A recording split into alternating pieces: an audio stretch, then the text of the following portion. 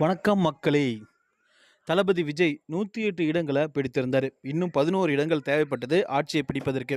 தற்போது ஆளுநரை சந்தித்திருக்கிறாரு தளபதி விஜய். ஆளுநரை சந்தித்து ஆட்சி அமைப்பதற்கான மனுவையும் கொடுத்திருக்காரு. அதை ஏற்றுக்கொண்ட ஆளுநர் பார்த்தீங்கன்னா, நாளைக்கு காலையில 11 மணிக்கு நேரு உள் விளையாட்டு அரங்கத்தில தளபதி விஜய்க்கு முதல்வராக பதவியேற்பு விழாவ நடத்த முடிவெடுத்தும் இருக்காங்க. இந்த பதவியேற்பு விழாவிற்கு காங்கிரஸ் தலைவர் ராகுல் காந்தி வர இருக்கிறாராம். இன்னும் 6 சீட்டுகள் வேண்டும்.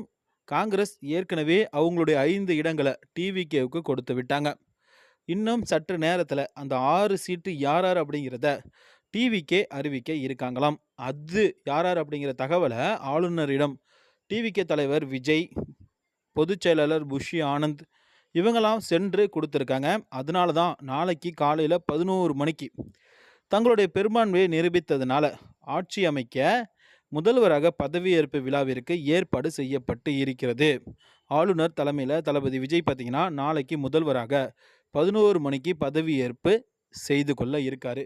இது போன்ற அரசியல் தகவல்களை உடனுக்குடன் தெரிந்து கொள்ள நம்ம சேனலை மறக்காமல் சப்ஸ்கிரைப் பண்ணுங்க. உண்மையை தெரிந்து கொள்வதற்காகவே நம்ம சேனலை மறக்காமல் சப்ஸ்கிரைப் பண்ணிடுங்க. நன்றி.